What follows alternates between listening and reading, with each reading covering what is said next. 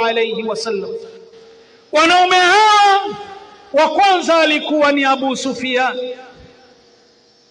lakini pia wa pili alikuwa ni Al-Walid ibn al-Mughira, lakini watatu alikuwa anaitwa Nadru ibn al-Harith, wa nne alikuwa Utba, watano alikuwa ni Shaiba, lakini wa sita alikuwa ni Umayya ibn Khalaf.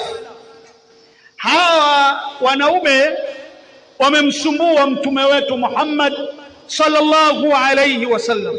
Imepokelewa katika upokezi wa Ibn Abbas, istami'u ila rasulillahi sallallahu alayhi wasallam, wanamsikiliza mtume Muhammad sallallahu alayhi wasallam, wakisikiliza yale anayoyasoma mtume katika aya, katika Qur'ani, katika maneno ya Mwenyezi Mungu subhanahu wa ta'ala. Faqalu, wakasema, wakamwambia, faqalu li Nadri, wakamfuata Nadri wakamwambia, ya aba Qatila, ewe baba wa Qatila, ma yaqulu hadha ar-rajul, ni kitu gani anachokiongea huyu Muhammadi? Ni kitu gani anachokizungumza? Ni maneno gani anayoyasoma huyo?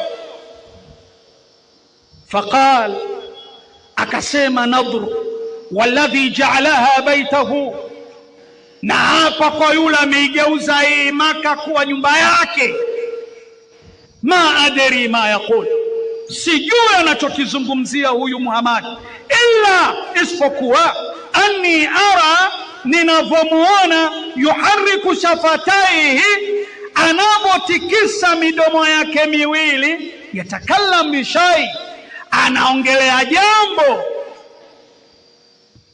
anaongelea jambo, wama yaqulu illa asatirul awwalin, lakini yote anayoyazungumza mimi naona ni hadithi zile za kale zisizokuwa na maana yoyote ile kwetu sisi. Mithlu ma kuntu uhadithukum anil qurun, kama jinsi nilivyokuwa nikikutangazieni, nikikuzungumzieni kutokana na habari za karne hizo almadhiya zilizopita.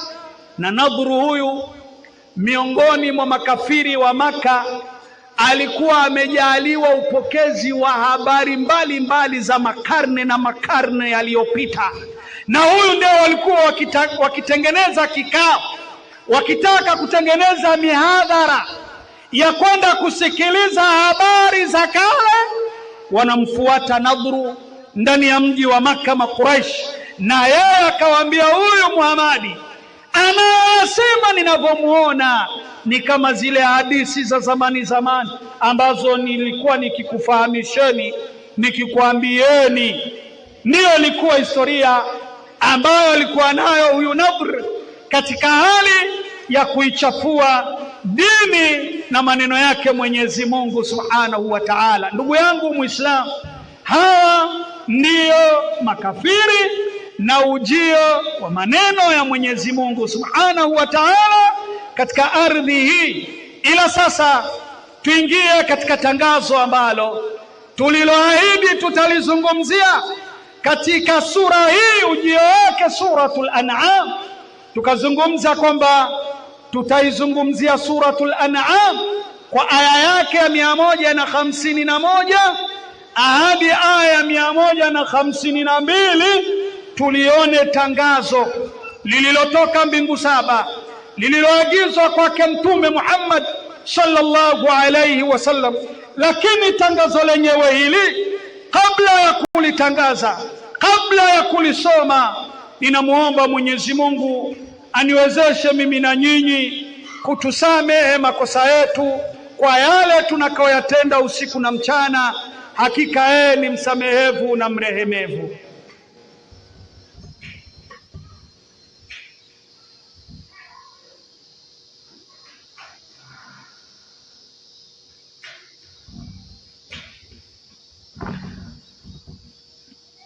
Alhamdulillah, nahmaduhu subhanahu wa ta'ala, wa nastaghfiruhu wa nastahdihi wa natubu ilayhi, wa nashhadu an la ilaha illa Allah wahdahu la sharika lah, ونشهد أن محمدا عبده ورسوله صلى الله عليه وسلم.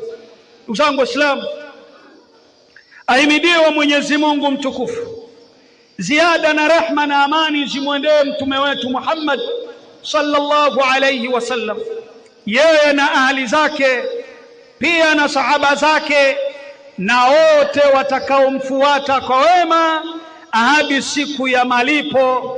Ninamwomba Mwenyezi Mungu anijalie mimi na nyinyi tuwe miongoni mwa hao. Nataka tulisome tangazo ambalo tangazo hili kwa mnasaba wa zama tulizonazo bila shaka ni moja katika ujumbe muhimu sana.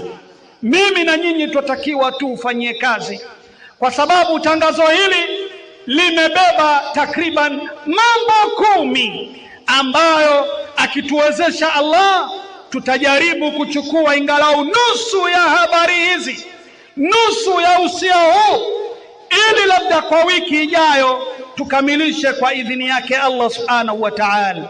Bismillahir Rahmanir Rahim, kwa jina la Mwenyezi Mungu mwingi wa rehema mwenye kurehemu. Qul ta'alu atlu ma harrama rabbukum alaykum alla tushriku bihi shay'an wa bil walidayni ihsana wa la taqtulu awladakum min imlaq nahnu narzuqukum wa iyyahum wa la taqrabu al fawahisha ma dhahara minha wa ma batana wa la taqtulu an-nafsa allati harrama Allahu illa bil haqq dhalikum wasaakum bihi la'allakum taqilun. Aya ya 151. Tangazo bado linaendelea. Nikiingia katika aya 152, wala taqrabu mala al-yatimi illa billati hiya ahsan hatta yablugha ashuddahu wa awfu al-kayla wal-mizana bil-qist la nukallifu nafsan illa wus'aha wa idha qultum fa'dilu walau kana dha qurba wa bi'ahdi Allah awfu dhalikum wasaakum bihi la'allakum tadhakkarun.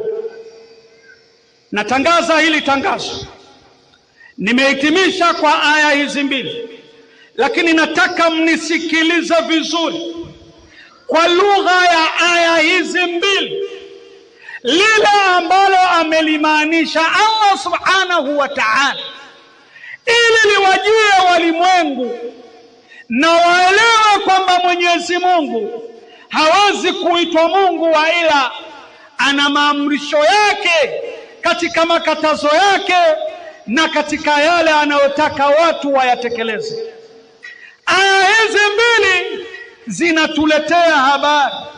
Qul, sema ewe Muhammad, ta'alu, njooni enyi walimwengu, njooni enyi binadamu, njooni. Ndugu zangu Waislamu, tusikilize hili tangazo. Atlu ma harrama rabbukum alaykum, ni kusomeeni yale ambayo Mwenyezi Mungu ambaye ni Mola wenu, yale ambayo amekukatazeni, amekuharamisheni, msithubutu kuyafanya. Ndugu zangu Waislamu, ujumbe huu ukaanza alla tushiriku bihi shay'a.